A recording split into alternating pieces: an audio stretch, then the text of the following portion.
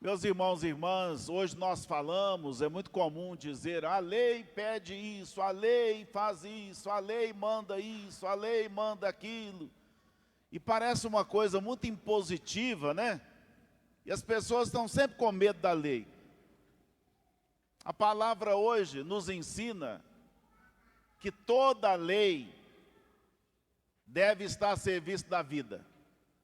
E se a lei está a serviço da vida e eu quero viver, e nós queremos viver, não tem por que ter medo de lei. A lei é nossa aliada.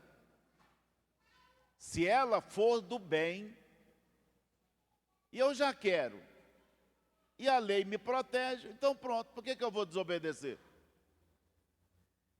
Agora, quando a lei, ela visa interesses e egoísmos e tudo mais, claro que aí não é de Deus.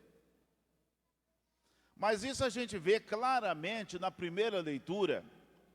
Primeira leitura tirada do livro do Deuteronômio. A título de curiosidade, o livro do Deuteronômio, que muita gente fala que foi Moisés que escreveu, não foi. O livro foi escrito bem depois, lá depois do exílio da Babilônia. Só que, literariamente, é colocado como se Moisés estivesse falando. É colocado, ele é montado nos 3 discursos de Moisés, na chegada do povo à terra prometida. Quando Moisés viu que o povo estava chegando ao seu objetivo, depois de caminhar tanto sofrer pelo deserto, Moisés disse assim, vamos dar uma parada aqui, vamos refletir. Se não fosse a lei de Deus, vocês não estariam, nós não estaríamos aqui. E essa lei, ela não é pesada não. E essa lei não está longe. Não está lá no céu, afastado de nós, ou do outro lado do mar, não.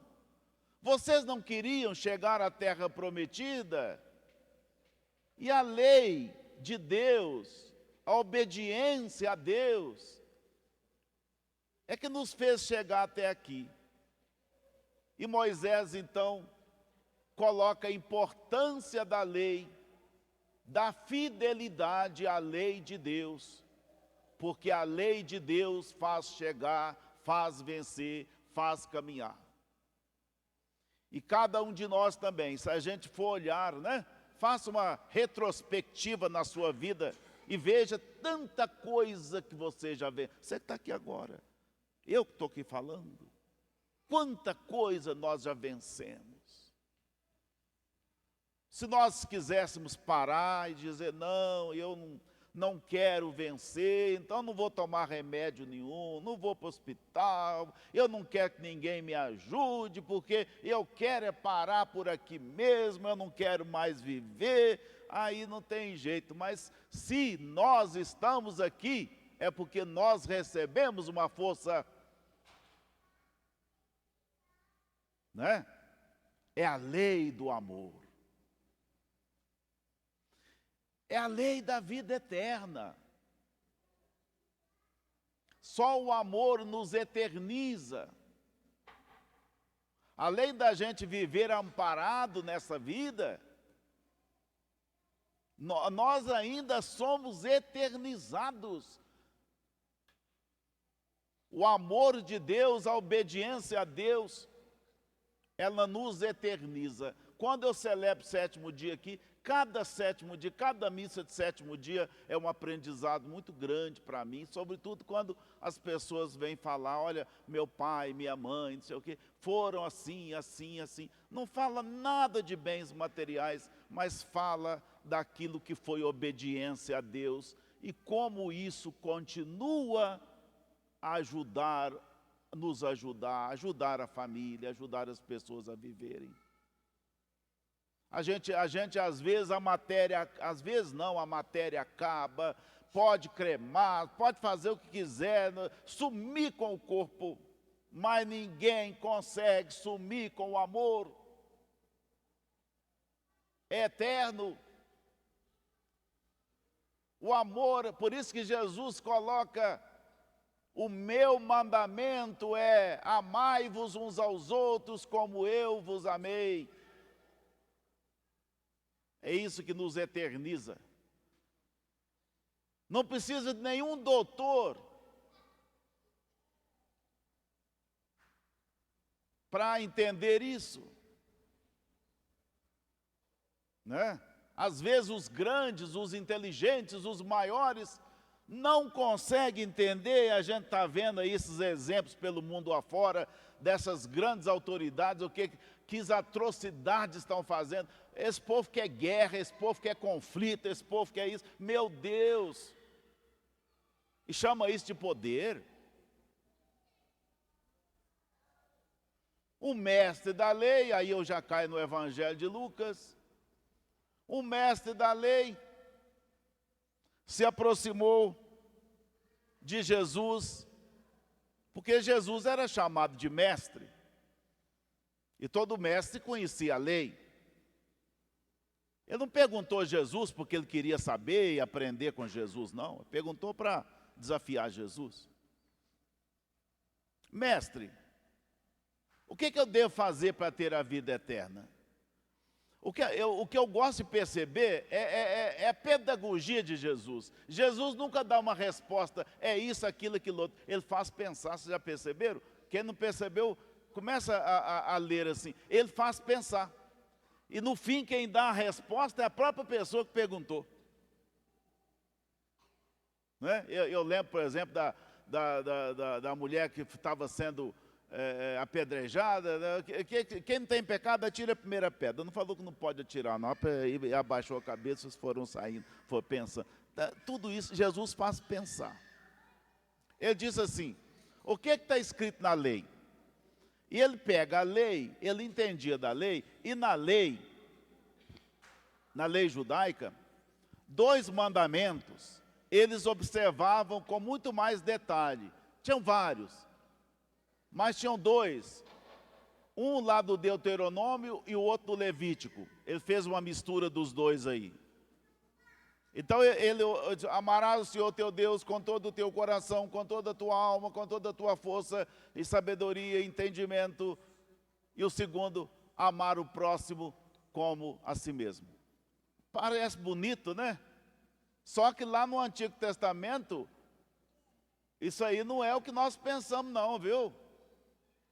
O doutor da lei, quando falava de próximo, estava falando do povo judeu. Estrangeiro não era próximo, não. Estrangeiro era inimigo.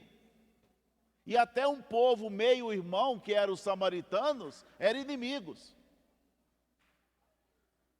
Eles acusavam os samaritanos de estarem misturados com com os estrangeiros, com outros tipos de fé e não sei o quê.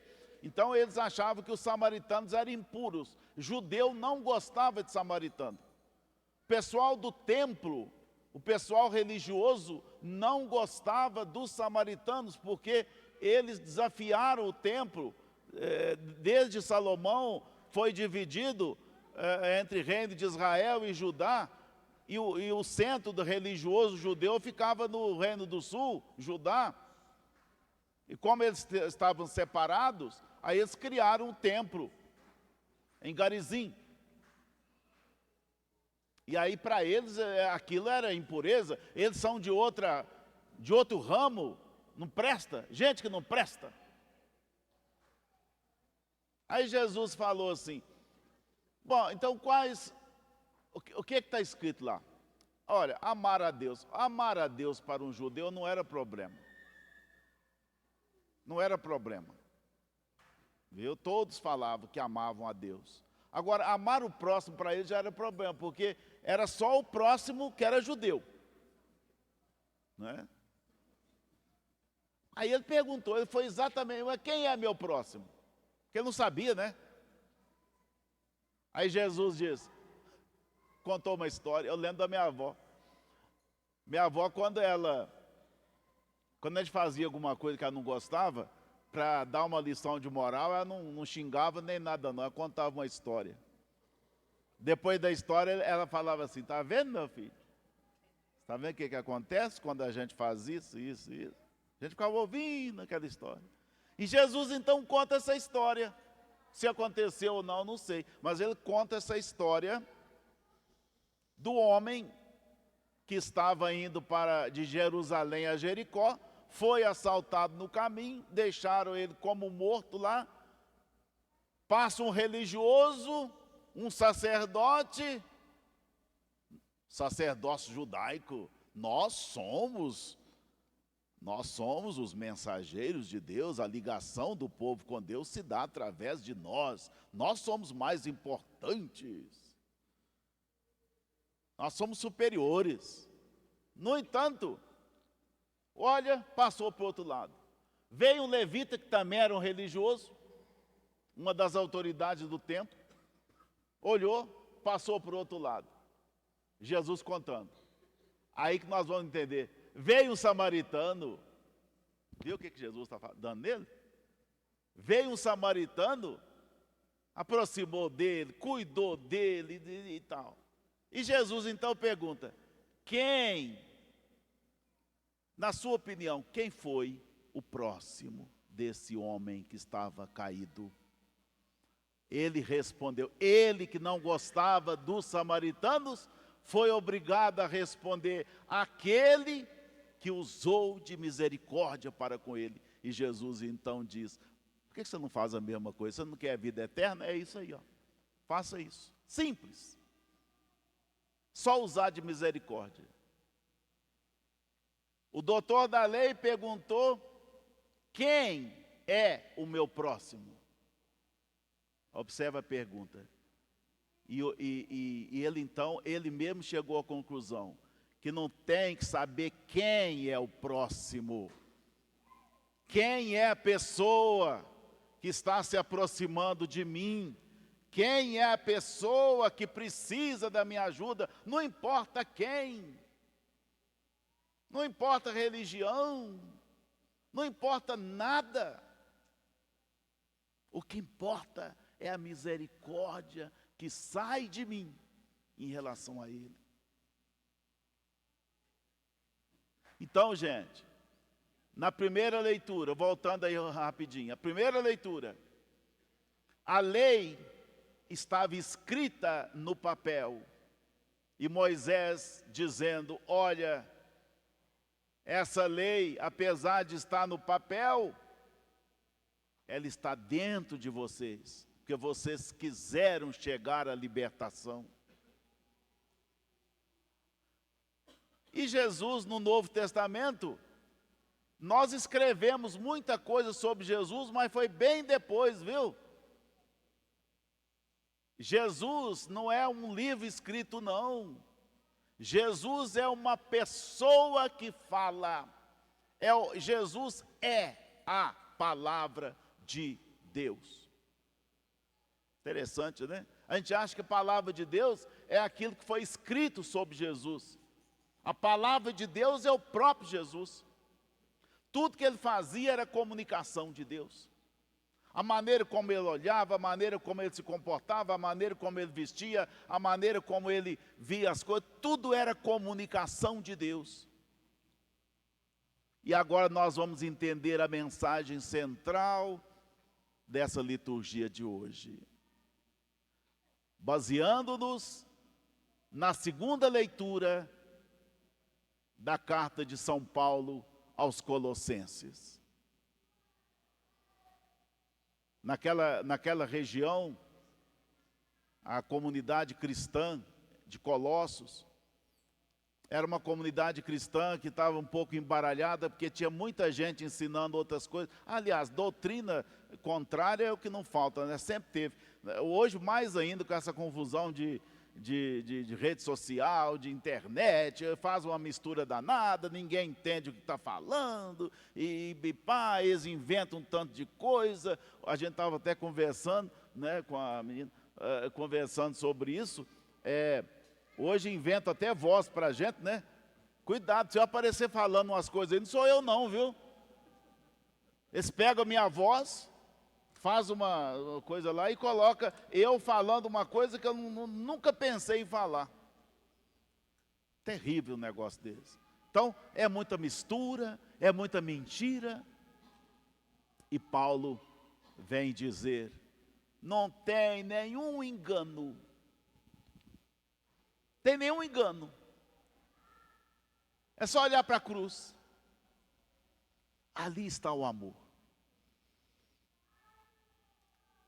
Jesus nos chama, em cada Eucaristia, Ele nos chama, e chama todos, não é só quem é católico, chama todo ser humano a fazer parte desse humano dele, esse humano que é capaz de usar de misericórdia tão grande, a ponto de entregar a própria vida por amor.